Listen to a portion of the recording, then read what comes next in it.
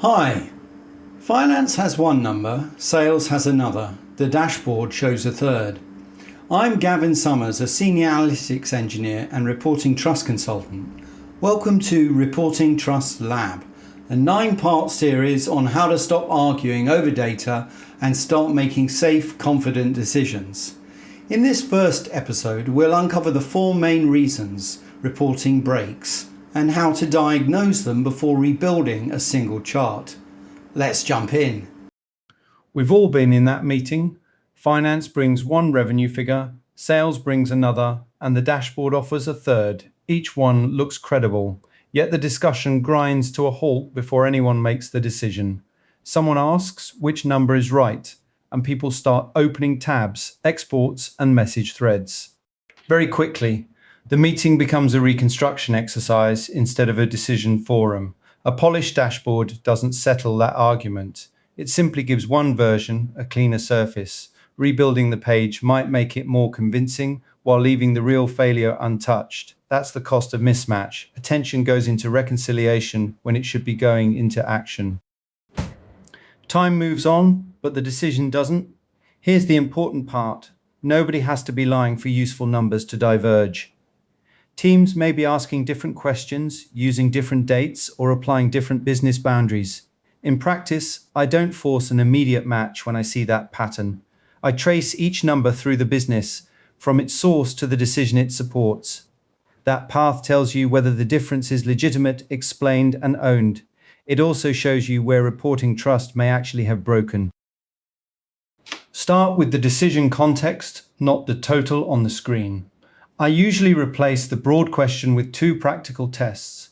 Are these figures answering different questions, and is the difference explained and owned? Then ask the decision owner checkpoint, which number is safe for this decision, and who can resolve disagreement. Safety depends on the choice in front of you. There isn't one universal number for every purpose. For example, a trading view may use order date because the commercial team needs an early signal. Finance may use recognized revenue because governance needs a later controlled boundary. Both can be right for their own decisions when definitions, timing, caveats, and owners are visible.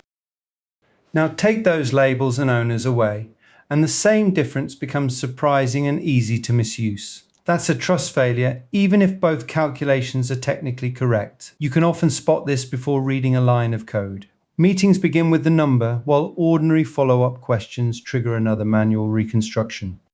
Definitions live in people's heads, and local spreadsheets quietly become operational sources. Those local reports may have started for good reasons, such as speed, access, granularity, or decision fit. The risk begins when their role is hidden and ownership becomes ambiguous. Then correct reporting arrives too late and plans to use AI feel unsafe. Treat those signs as evidence, not as a diagnosis. Use them to choose where to look, then test the path before selecting a fix. To make that test practical, use one pipeline from source through transform and metric to decision. Watch where the path changes, stops, splits, or arrives too late. The first possible cause is a logic leak. A rule or adjustment sits outside the trusted reporting path. Imagine a refund override bypassing the controlled transformation and changing the final number. The dashboard can refresh perfectly while still missing that rule. Your first move isn't a chart redesign. Expose the logic and make it inspectable. Show its owner, its effect, and the check around it before deciding where it should live. The second cause is a human in the loop, where an important manual step remains opaque. Someone may clean, map, export, or interpret data in a way that others can't inspect. Picture a private spreadsheet mapping channel names before the dashboard refreshes. When its owner is away, the flow can stop even though every underlying system is online. The person isn't the problem. The opacity is. Document the input, transformation, owner, check, and handoff. Then automate only when the step is understood. A human step can overlap with a logic leak, so don't force one label too early. The third cause is a semantic gap. The calculation says one thing while users hear another. Suppose active customer means a recent purchaser in the model. Finance may hear paid status, commercial may hear recent engagement, and service may hear an open plan. One familiar label is now carrying several business meanings. In practice, I agree the meaning, owner, and decision boundary before changing the metric. State what it includes, what it excludes, when it's valid, and which nearby metric it isn't. Different questions shouldn't be squeezed into one label merely to make totals match. The fourth cause is an infrastructure gap. Delivery isn't reliable enough for the decision. A failed sync might leave yesterday's records in today's view, or access may arrive after the meeting. The calculation can be correct eventually and still be useless for the budget choice. Repair reliability first, then expose refresh time, cutoff, and any known gaps. A timestamp can reveal a broken integration, but it can't repair one. So the practical first moves are different for each cause. Expose hidden logic, document opaque human work.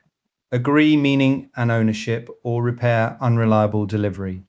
These are starting hypotheses, not a mechanical matrix that maps every symptom to one answer. One disputed number may involve two or more modes, which is exactly what the Brightside case shows. Let's apply the method to Brightside Bikes, a fictional, direct-to-consumer cycling business. Its team needs to set next week's channel budget, an immediate and repeated commercial decision.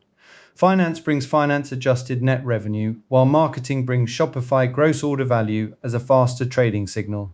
The diagnosis doesn't depend on inventing a headline figure. Those views may legitimately differ because their boundaries serve different purposes. On the source map, refunds land on a different timetable from orders.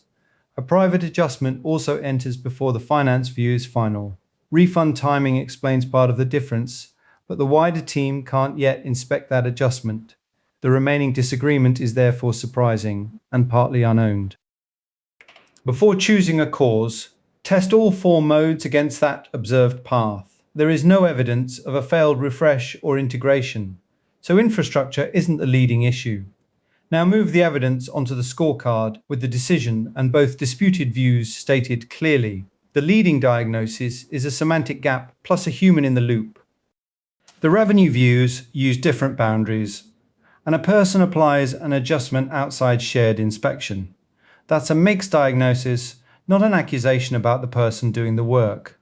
The smallest next step isn't a new dashboard. First, agree the revenue boundary for next week's channel budget decision. Then expose who applies the adjustment, what it changes, and how it's checked. Expected difference becomes visible, while unknown difference becomes reviewable. Dashboard work can wait until those boundaries and controls are clear. The numbers aren't identical, but this specific budget choice is now safer. Now choose one report of your own. Start with something valuable, frequently used, and already causing visible reporting friction. Then let the scorecard hold the detail while we focus on four questions. What decision should this report support? Which number keeps being disputed? How does that number travel from source to decision? And who has the authority to resolve its boundary? Keep the decision specific, such as next week's channel budget.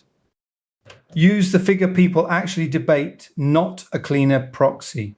Trace hidden rules, manual adjustments, conflicting meanings, and unreliable delivery. Mark every failure mode the evidence supports. This is an investigation, not a verdict.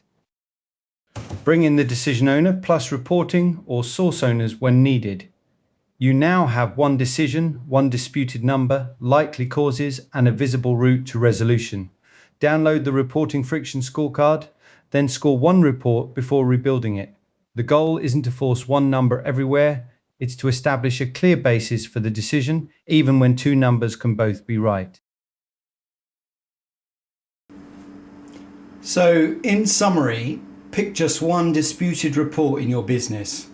Identify the decision it supports, the likely failure mode, and who actually owns that boundary. To test that diagnosis, download the reporting friction scorecard link below and run it on that single report. In episode 2, we'll look at a real finance versus sales revenue clash and why two different numbers can both be completely right. Which of the four failure modes pops up most in your reporting? Drop it in the comments below. I'd love to hear what you're dealing with. If you found this useful, hit like and subscribe so you don't miss the next one. See you in the next episode.